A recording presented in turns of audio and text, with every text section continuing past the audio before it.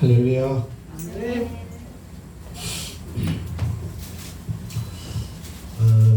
제가 마음에 이제 원하는 것이 두 가지가 있는데, 그래서 뭐냐면 예배를 드릴 때는 우리 마음의 중심이 열린 가운데서 이렇게 드려야 되는 것이죠. 네. 마음을 여는 방법은 찬양밖에 없습니다.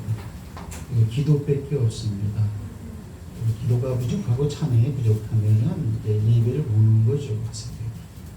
드리는 중심이 이렇게 올라가질 않는데, 저는 항상 이렇게 여러분들이 주일 안예배 때 오전에 일정이 있는 분들이 있어요.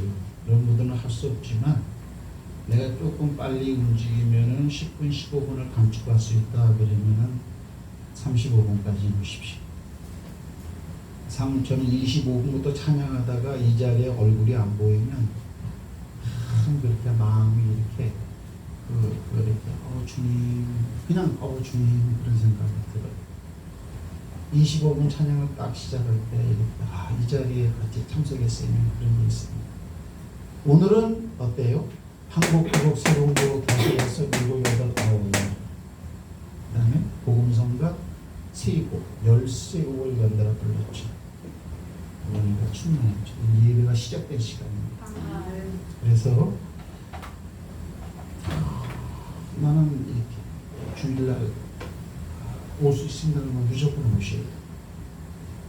그러니까 습관이라고 하는 것은 굉장히 중요하죠. 몸에 뱉기 때문에. 근데 그런 습관이 만약에 옛 습관이면 옛 사람이기 때문에 다시 고쳐야 됩니다. 고치는 게 아니고 부시고 새로 이렇게 쌓아야 되는 거죠. 이전 것은 지나갔으니 보라 새 것이 되었다라고 하는 것. 습관과 고정관념이라는 것이 바로 우리의 신앙의 핵심 본질을 접근하는 데 방해하는 최대의 요소랍니다. 눈에 보이는 게 아무것도 없죠. 그래서 저는 35분, 30분이면 더 좀 오십시오. 이거를 오늘 찬송가 릴레이로 불러봤더니 은혜가 되죠? 네. 설교할 필요가 없어요. 설교할 필요 없어요. 제가 좀 상기가 됐어요. 내가 은혜를 받아가지고. 우리 하나님 말씀은 요한복음 7장 37절부터 39절까지 다 찾으셨나요? 네. 다 같이 한번 읽습니다. 시작. 명절 끝날 곧 큰 날에 예수께서 서서 외쳐 가라사대 누구든지 목마르거든 내게로 와서 마시라. 나를 믿는 자는 성령의 이름과 같이 그 배에서 생수의 흘러나오게 하시니 이는 그를 믿는 자의 받을 성령을 가리켜 말씀하신 것이라. 예수께서 아직 영광을 받지 못하신 거로 성령이 아직 저희에게 계시지 아니하시더라. 장미로 나오셔서 이거를 좀 똑바로 놓으세요. 삐딱하니 이게 뭐 골방 창고 방에 물건 처박아둔 것처럼 하나하나 놓을 때도 좀 잘 깔끔하게 놓으시고, 저쪽에다 원래 그 화분 앞에다 놓으세요. 그건 내버려두시고 이거를 화분 앞에 좀 하나에도 그리는 예물 가는 것인데, 앞으로 좀 다들 교회 안에서는 좀 심사숙고하게 좀 잘하시기 바랍니다. 오늘 제가 이 설교는 며칠 전에 조윤기 목사님이 소천하셨고 어제 장례식을 이렇게 드렸죠. 이제 방송으로도 나왔습니다만은 굉장히 위대하신 분이 돌아가셨습니다. 그거는 우리 목회자들 한국교회 전체가 잠자고 있을 때 이미 한 차원, 두 차원 앞서 모든 사람이었어요. 성경. 그가 하는 말을 이해를 못하니까 손가락질하고 2단이니 3단이니라고 하던 때가 바로 70년, 80년도입니다. 하지만 시간이 점점 지나면서 우리보다 먼저 앞서갔던 선각자의 신앙하고 모든 사람들이 그분을 다 인정을 합니다. 이렇게. 그래서 저도 마음이 굉장히 아프고, 근데 은사 가운데 죽어야 되는데 죽음을 피하는 은사는 없습니다. 하나님께서 너는 흙이니 흙으로 다 돌아가라. 눈을 다 똑바로 뜨세요. 저는 여러분 눈을 봅니다. 그 법칙이 적용되기 때문에 그렇게 능력 많으신 분이고 그런 분이죠. 브라질 리오델리오의 해외 한번 예전에 하나님이 쓰실 때는 해외 선교 사명 갈 때는 공항에 200만 명이 몰렸었잖아. 나는 모르지만 그렇게 말씀하시니까 사람들이 하도 많아갖고 강단으로 갈 수가 없어. 200만 명이면 난 그런 숫자를 본 적이 없어요. 그리고 공항에서부터 헬기로 이동해가고 강단으로 내렸어. 강단에서 끝나고 강단에서 또 헬기가 내려갖고 또 그렇게 하나님이 그 사람이 쓰는 분이 하루에 5시간씩 꼭 기도하셨다고 하는데 그분의 성경과는 굉장히 이렇게 앞서 있습니다. 이렇게. 그러니까 이렇게 초등학생이 이 대학생들 수학 문제를 보면 저거 뭐 하는 것들이야? 저거 이러는 것처럼. 이렇게. 근데 지금은 이제 마음이 굉장히 아프지만 죽을 때가 됐는데 죽음을 피하는 은사와 능력이란 건 주어지질 않았다. 다 갑니다. 오살리 최자실 거기 기도원 거기에 있었는데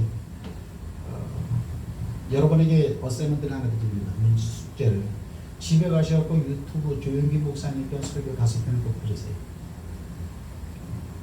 조영기 목사 설교를 아직 접해보지 않았다. 그거는 안 되는 거예요. 그리고 꼭 여러분들이 유튜브를 보는 게 뭔지 모르지만 5편 이상 씌우면서 들으세요.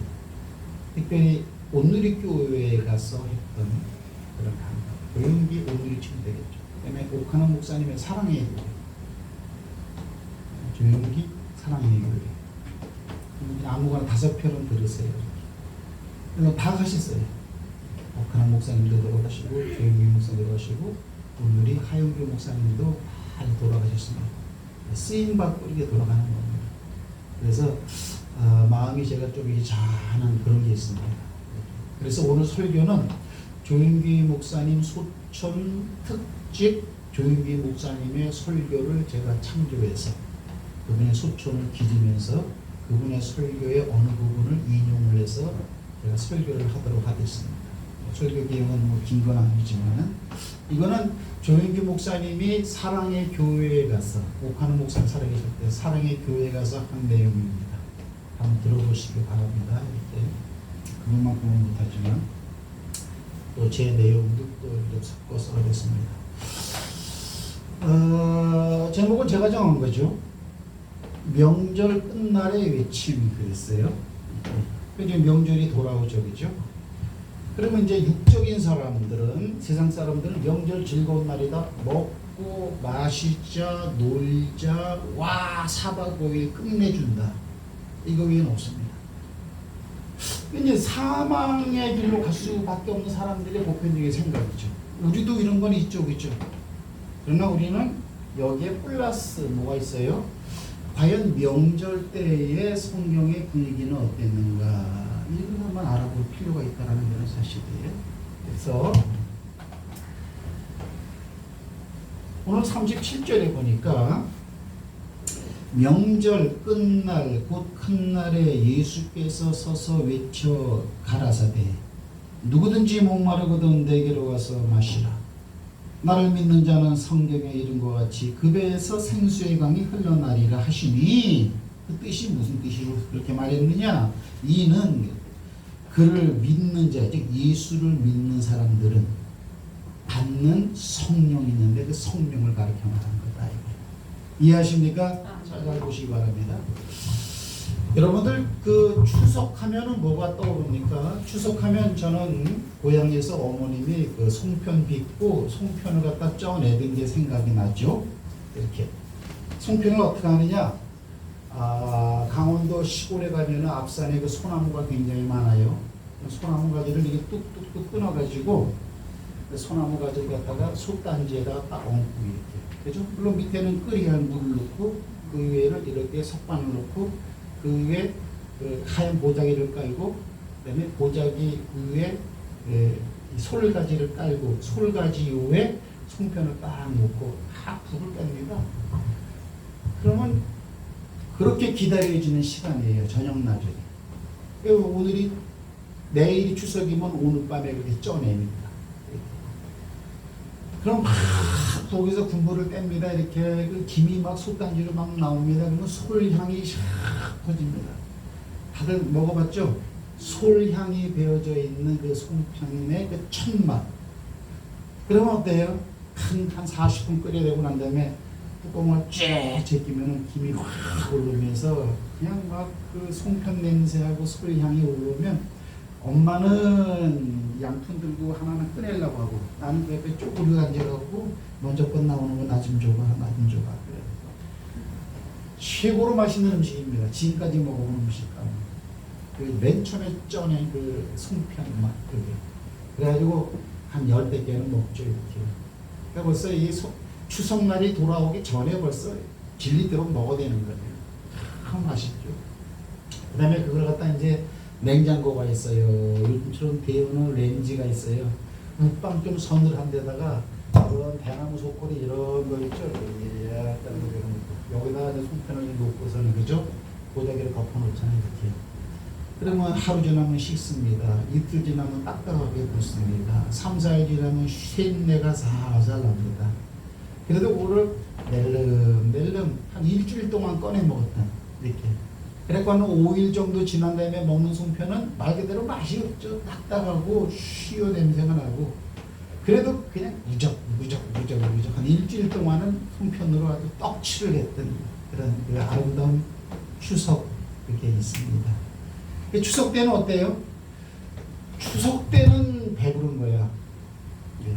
그다음에 또 외지에 나갔던 이제 형제들이 누나가 들어올 때마다 이걸 내놔야 되니까 이거 하고 이제 또 동그랑땡 같은 거 그런 몇 가지가 항상 있죠. 평소에는 안 보이던 음식이 이렇게 항상 옆에 있다라는 건 큰 즐거움이 있어요.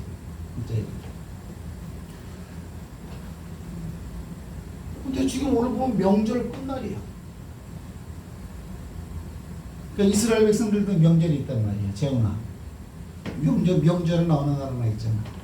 근데 이 명절이 뭐냐면 이스라엘 백성에는 3대 명절이 있어. 첫째는 6월절, 둘째는 뭐예요? 맥주절, 세 번째는 초막절이 있어요.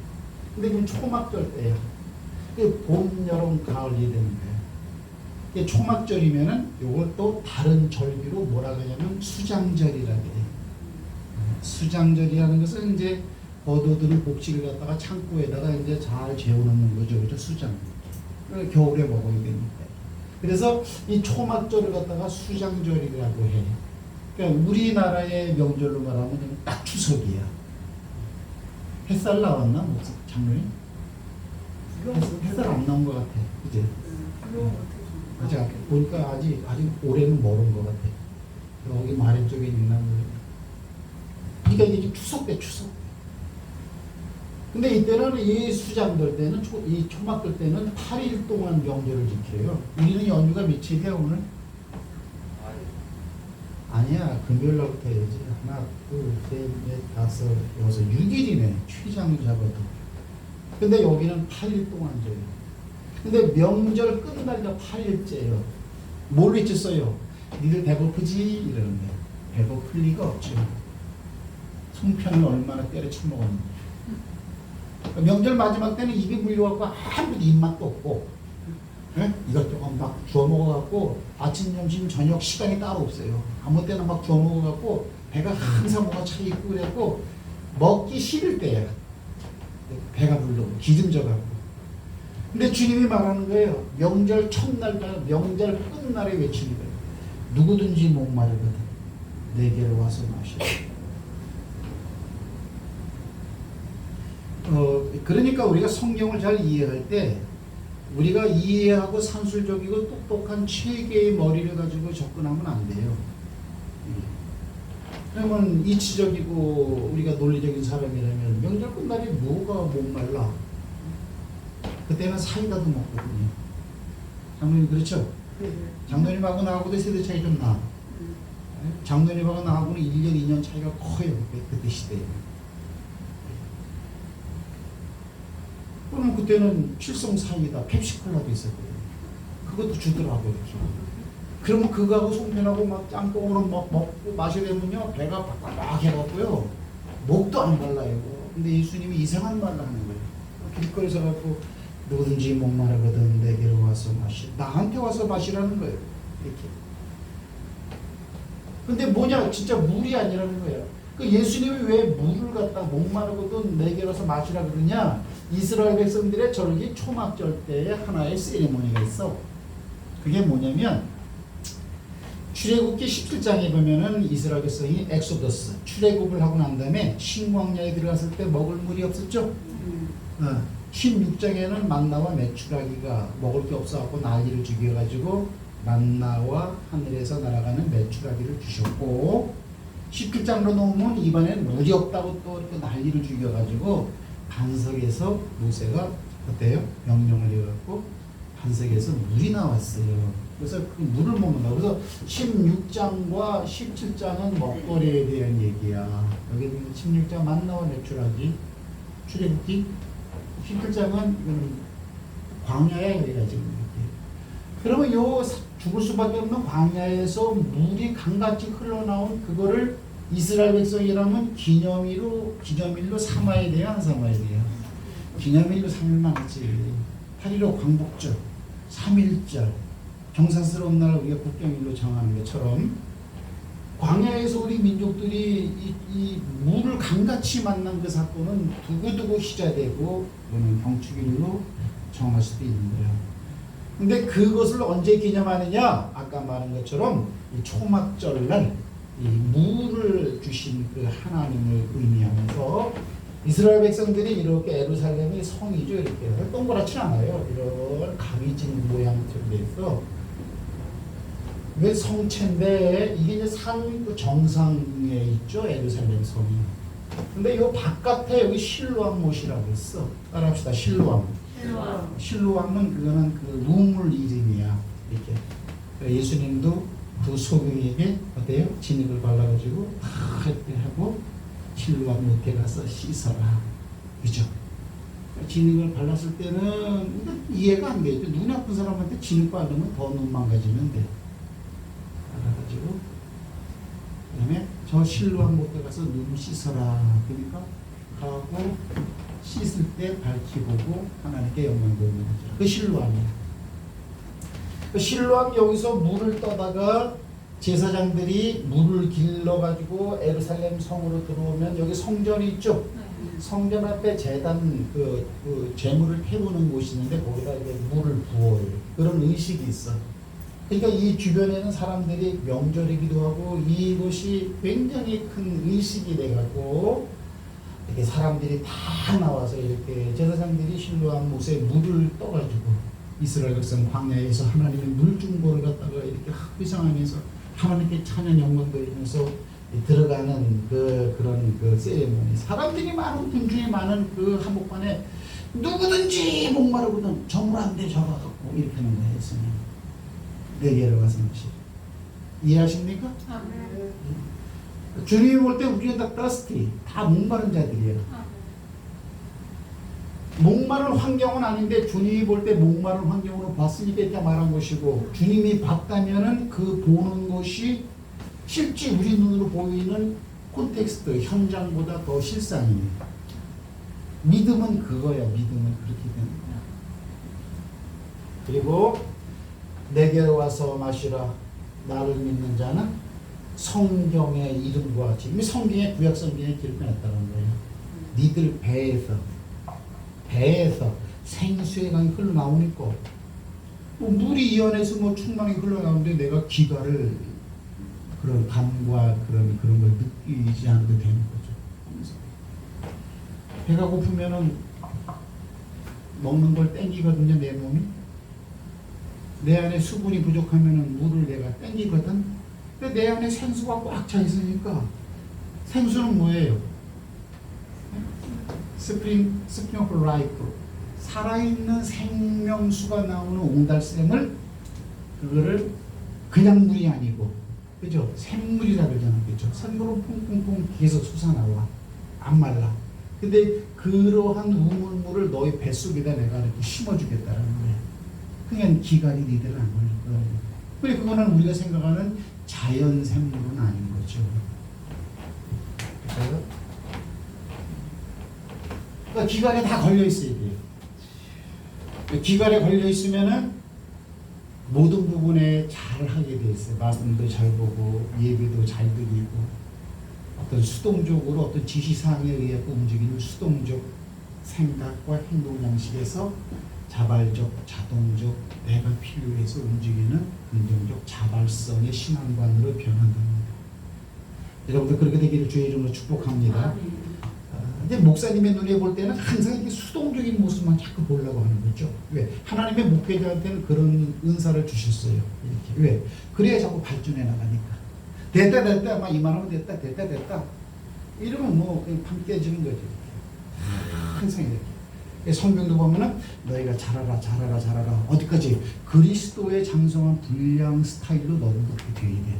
뭐 이 차원이니까 자발성의 신앙과는 굉장히 중요하죠. 10시 반까지 나와야 돼요.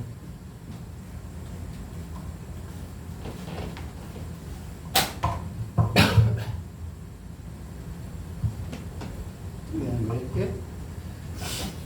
그럼 죄는 뭐냐?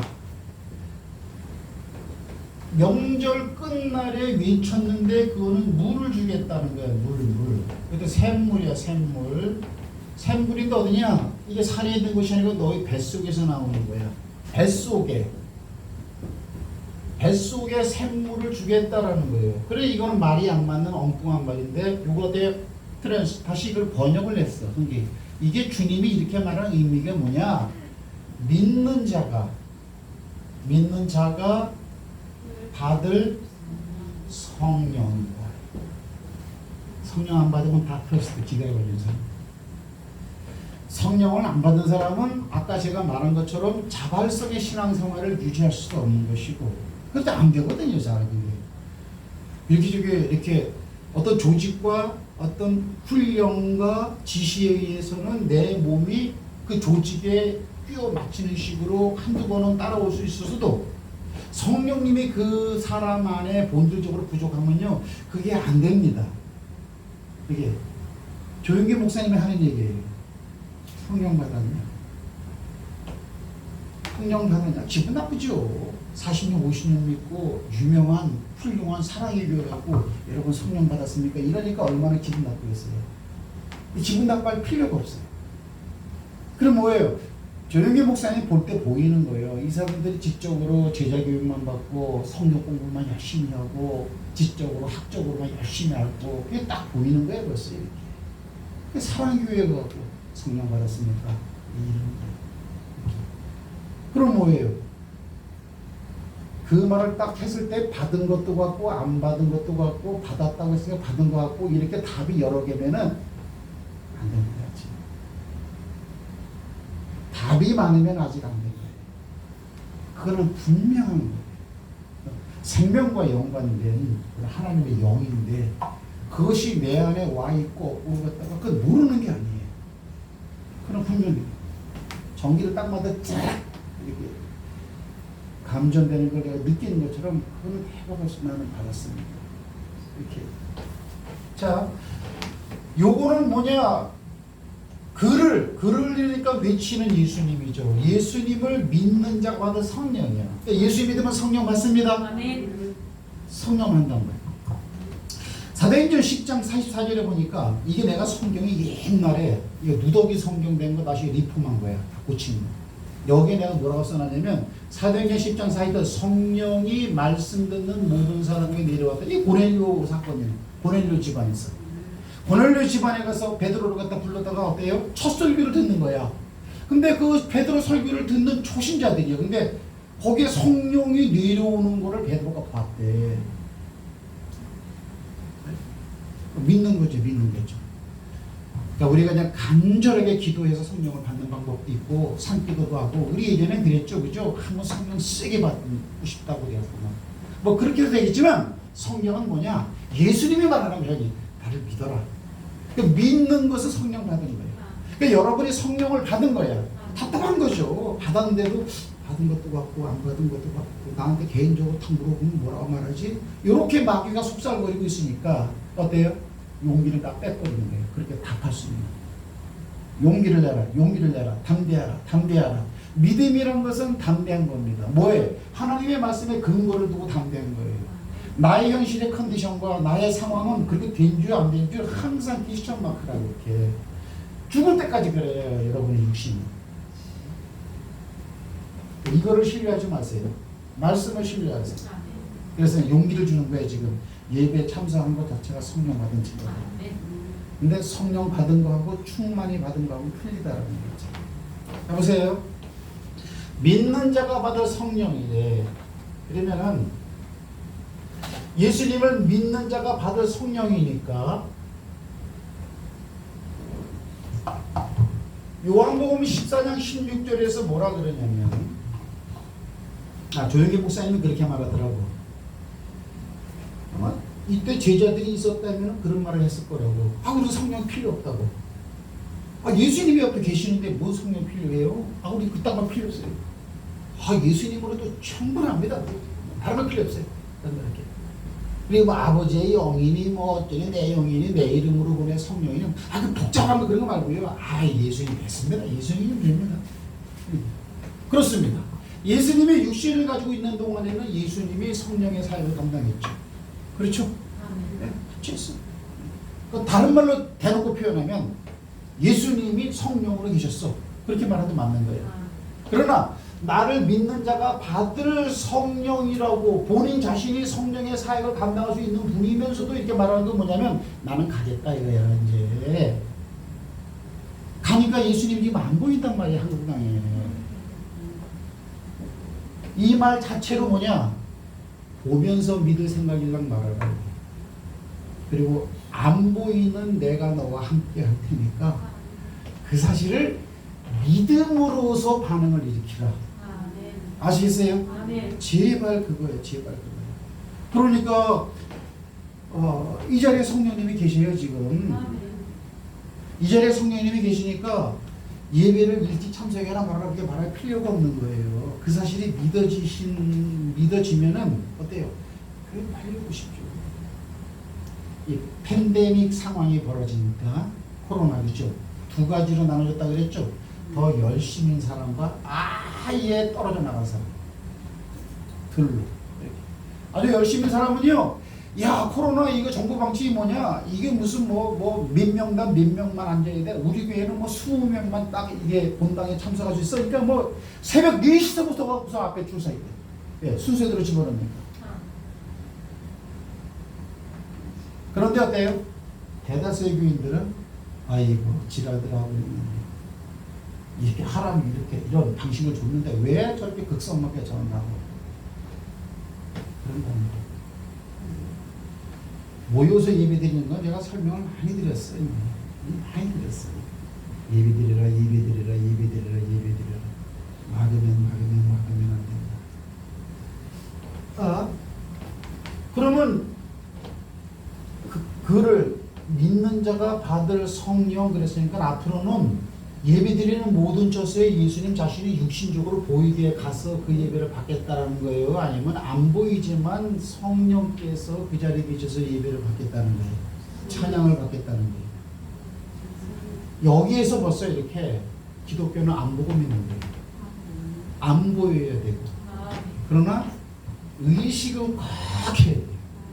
이거 없으면은요 허당입니다. 그리고 제가 바랍니다. 그렇게 죽지 마세요. 그 상태로 죽지 마세요. 제가 지난주에 뭐라 그랬어요? 양집사 그 봤나? 지금의 상태가 새 것의 상태라고 그랬어요. 지금의 상태가 그나마 새 것의 상태예요.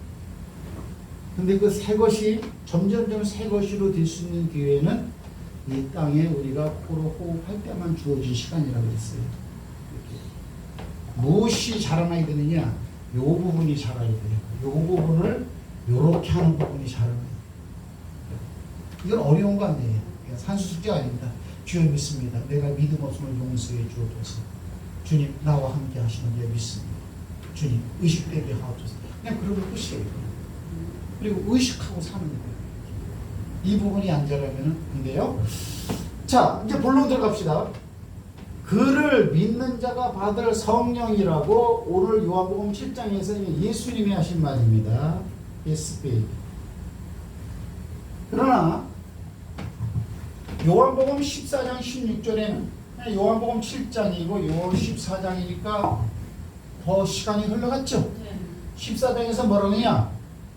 내가 아버지에게 아버지 이름으로 보낼 내 이름으로 보낼 성령이 갖다가 너에게 주시겠다고 재차 말을 해요. 이해하세요?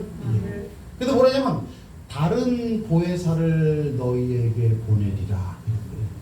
다른 보혜사를 그래요. 자 보세요. 요거 이제 지웁니다. 이거 안 줘도 돼. 그럼 뭐냐? 다른 보혜사라는 것은 다르다라는 말은 다른 different 영어로는 한국말로는 다른 헬라어로는 알로스 헤테로스. 이게 다르다는 뜻이야? 알로스는 뭐냐면 이건 다른이야. 헤테로스라는 말이 헬라어야. 헤테로스라는 말도 다른이야. 사실은 성경을 쭉 원어 성경을 보면은 이 말이 쓰여야 할 때 요 단어가 쓰이기도 해. 요 단어가 써야 될 환경에서 헤테로스가 쓰이기도 해.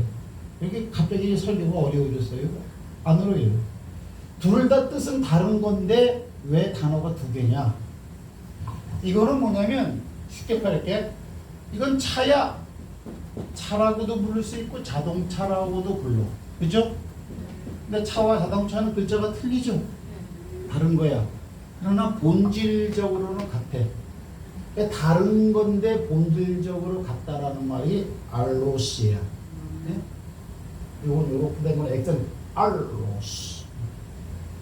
그래서 한국말과 한문과 영어보다 헬라어는 한 100배, 한 500배 이상 과학적입니다. 언어 자체가. 그러니까 하나님이 이 헬라어를 갖다가 쓰는 이유가 있어요.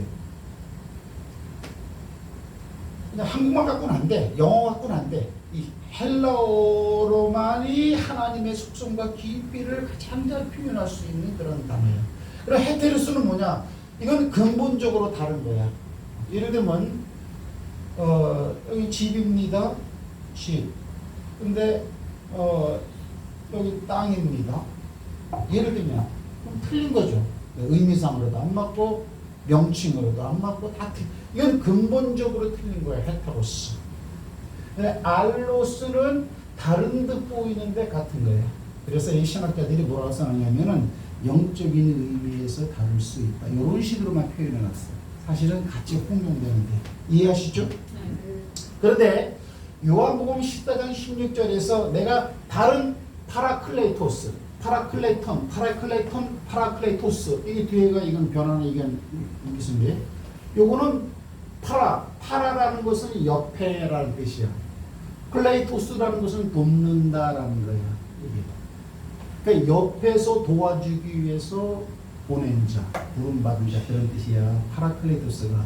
요게 뭐냐? 요걸 합성어인데 이걸 한글로는 성령이라고 그래요. 자, 크게 뜨세요. 이건 성령이야, 성령. 한글판 번역의 성령이야, 성령.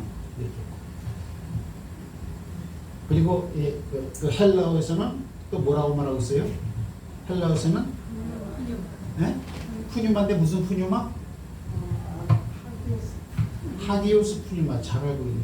하기오스는 거룩한, 푸뉴마는 영이란 뜻이야. 이 성령 이거는 바람으로 표현하고 있다고요. 바람은 어디에나 있잖아요. 바람은 전 세계 어디에나 바람이 있잖아요. 전 세계 어디에나 하나님의 영은 계시단 말이야. 이 성령이 바람이란 뜻, 푸뉴마가 바람이란 뜻이야. 알아요? 근데 푸뉴마라고도 돼 있지만은 또 파라클레토스라는 그런 합성어로도 돼 있단 말이야. 그러면 옆에서 도와주기 위해서 보냄받은 자 그런 뜻이야. 여러분 자 보세요. 요한복음 14장 16절에서 내가 이제 다른 보혜사 성령을 너에게 보내리 이런단 말이야. 이게 헬라. 그럼 여기서 다른 성령을 너에게 보낸다 그랬을 때 다른이라는 것이 알로스가 쓰였겠어? 헤테로스가 쓰였겠어? 알로스가 쓰였다고.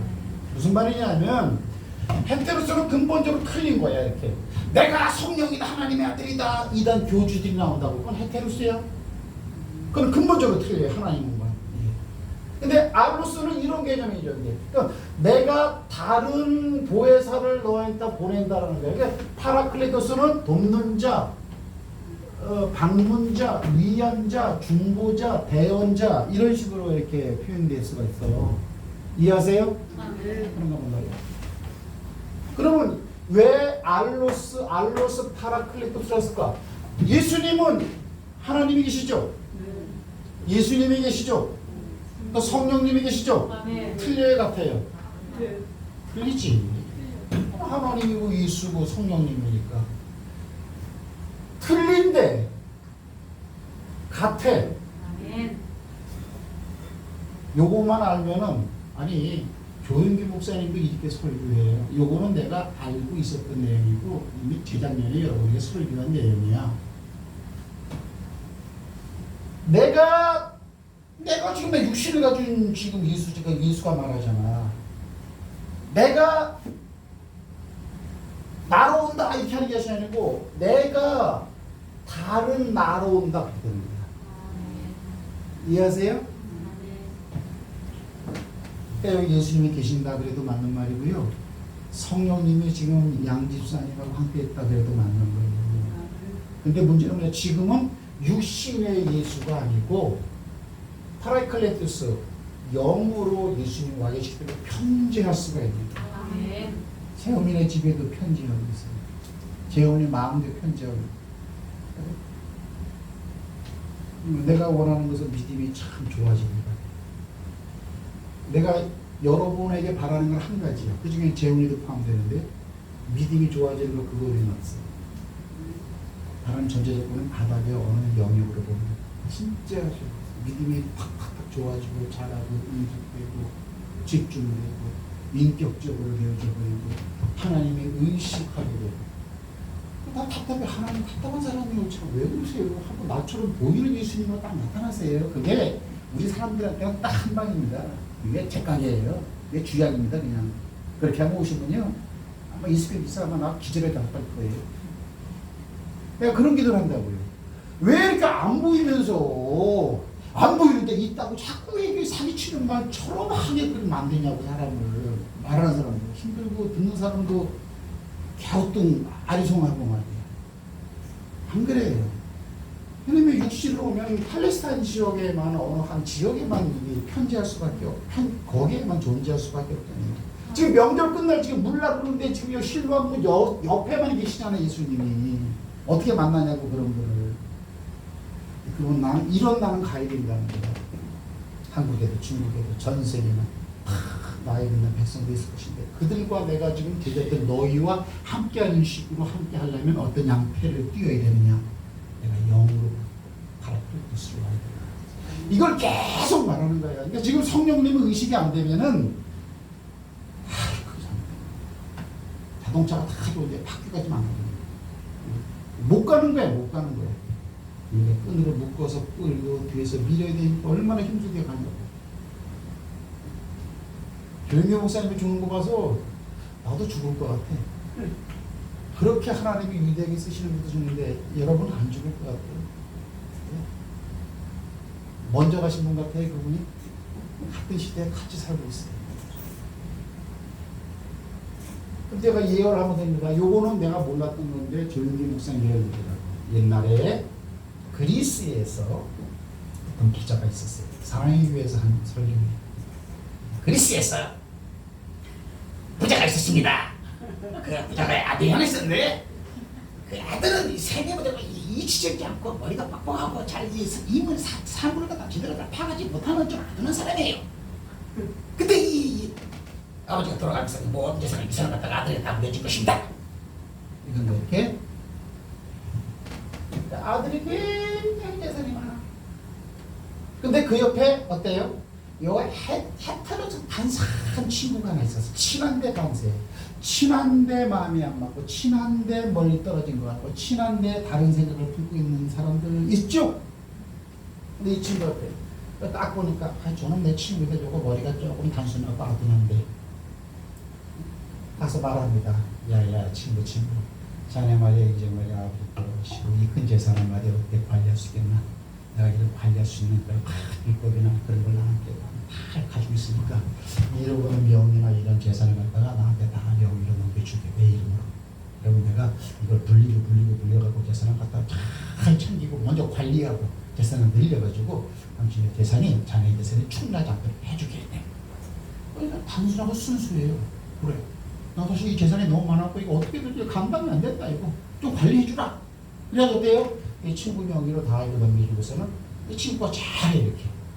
근데 어느 날 친구가 딱 찾아와. 이거 이거 다 내 거야. 이거 이 집 내 거야. 이거 받아. 이러는 거야. 그러니까 이 사람이 친구가 하루아침에 그냥 어때요? 거지가 돼버린 거예요. 너무나 억울하니까 이제 법정에다가 이제 고소를 했어요. 옛날에도 법정 제도는 잘 돼 있었잖아요. 그렇죠? 민주주의 그쪽 계통의 어떤 그런 것이. 그래갖고 오늘날로 말하면 이제 법정에 고소를 한 거야, 이게. 고소를 했는데 재판이 딱 벌어졌는데 재판관이 딱 묻는 거예요. 이렇게. 이 아들한테 이게 원래 당신의 재산이 맞습니까? 말을 못해. 이치적으로 말을 못해. 그렇죠. 이치적으로 말을 잘하는 사람이 있어요. 여기서도. 잘 못하는 사람이 있어요. 근데 저는 그런 걸 보질 않습니다. 왜? 저도 이치적이질 않아요. 한쪽으로 발달된 사람은 한쪽으로 굉장히 결핍되어 있어요. 영적인 부분에서. 근데 말을 못하는 거예요. 왜 저거 원래 저거 내고 있는데요. 뭐 재판장이 들을 때 합리적이고 법정적으로 이렇게 이해에 수긍할 수 있는 그런 단어나 언어나 그런 것이 전혀 나오질 않는 거예요. 뭐 우물우물하고 뭐 갑자기 법정에 쓰니까 여러 사람 앞에 쓰니까는 뭐 당황해하고 쩔쩔매고 뭐 그냥 이러고 마는 거예요. 근데 피고죠, 이 친구가. 피고가 안 말해보시오.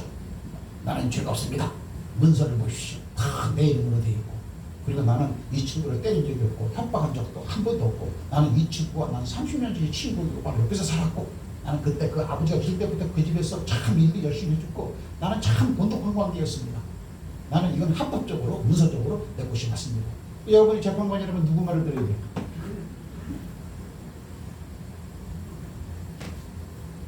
그러니까 일로 넘어가게 됐어요. 오히려 이건 무고죄로 이걸 걸리게 됐어. 무고죄. 생사람 하는 거예요. 말은 못하고.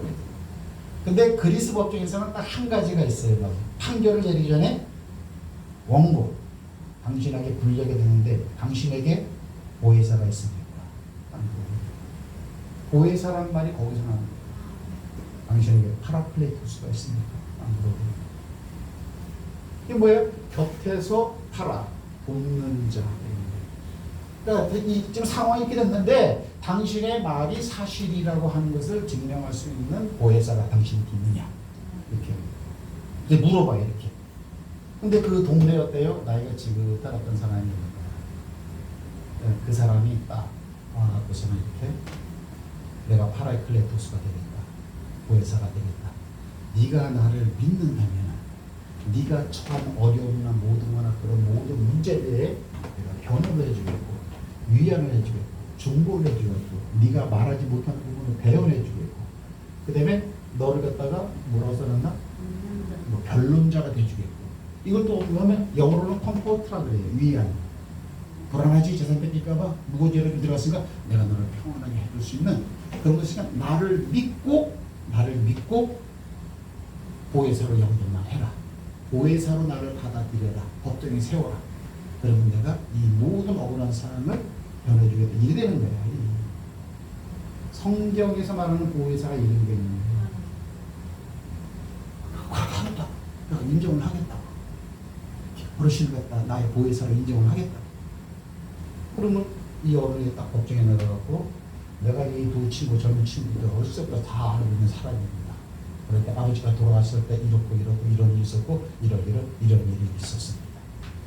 그래서 합리적으로 그리고 나서 거기에 대해서 이 보혜사가 그 동네 사람이 증인들과 믿는 걸 딱 세워가지고 아주 이 나쁜 사악한 친구가 이 악심을 품고 이렇게 하고 있다는 걸 갖다가 합리적으로 입체적으로 증거를 딱 해줘요. 이렇게. 그래서 보호를 해줘요. 이게 보혜사예요. 예수님이 이렇게 여러분의 삶에 이렇게 억울한 일, 힘든 일 많잖아. 네? 답답한 물질 문제, 사람의 문제, 어떤 일의 문제, 어떤 관계의 문제, 주거의 문제, 뭐 예수님은 수고하고 무거운 짐진 인생으로 표현했기 때문에 이런 일이 여러분에게 다 있다라고 나는 예언을 하고 있어요. 그 부분에 대해서 여러분은 벙벙한 사람이라니까 멍멍멍멍 마음만 들을 때 벙어리 마음 끝이 말을 할 줄 모르고 억울하고 힘들고 어떻게 해결해 나갈 수 있는 대책이 없어. 여러분에게는 이따 지 마요. 성경에는 여러분 무능력하다 그런 부분이 있어요. 그때 어때요? 성령님이 도와주겠다. 그럼 영접만 하겠다.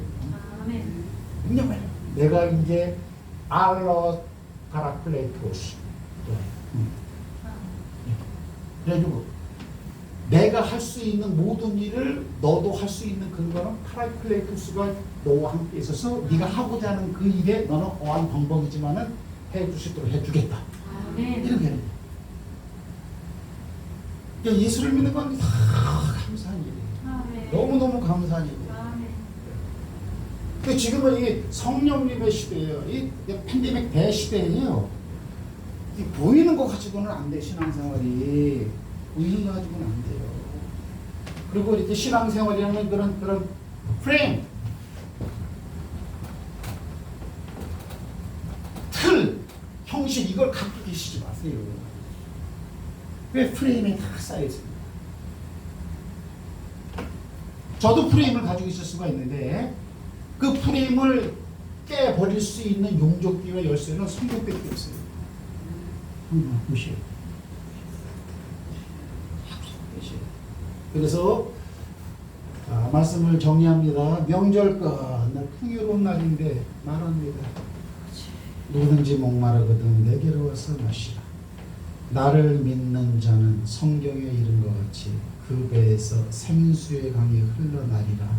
이렇게 말씀하시면 그를 믿을 자가 받을 성령을 가리켜 말씀한 것이다. 생수가 넘쳐납니다. 성령을 받은 기간이 걸려있지만 모든 문제를 갖다가 내가 해결하려고 하는 것이 아니고 뻑뻑거리고 있는데 왜 해결할 수도 없어. 파라클레토스를 의지하는 거예요. 도와주셨겠어. 성령님 도와주셨겠어. 이렇게 그렇게 우리가 살아나가기를 제가 소망합니다. 잘 될 줄 믿습니다. 이 땅에서뿐만 아니고. 그래서 다 이거예요. 성령님과 24시간 의식하면서 해라. 할렐루야. 아멘. 제가 무슨 말을 하더라도 여러분이 이제 부담스럽게 느끼지 마시고요. 부담이 돼도 또 하고 싶어요. 주일날 예배는 30분까지 나와주세요. 못 나오시는 분들이 있어요. 왜? 이미 짜은 프레임 틀에 내 생활이 이렇게 시간적으로 매여 있는 그런 분들이 있어요. 그런 분들은 할 수 없어. 예배 참석하는 것만 해도 감사하죠. 그러나 내가 만약에 늦잠을 잔다. 내가 조금만 더 주일날 아침에 내 행보를 갖다가 좀 하면은 얼마든지 그러면 30분까지 오셔서 왜? 찬양 때의 은혜가 커요. 같이 나누고 싶어서. 할렐루야. 옆 사람하고 인사 한번 합시다. 오해서가 계십니다. 걱정하지 마십시오. 그분이 잘 해결해 주실 것입니다. 그분을 믿고 신뢰하고 의지하시길 주의 이름으로 축복합니다.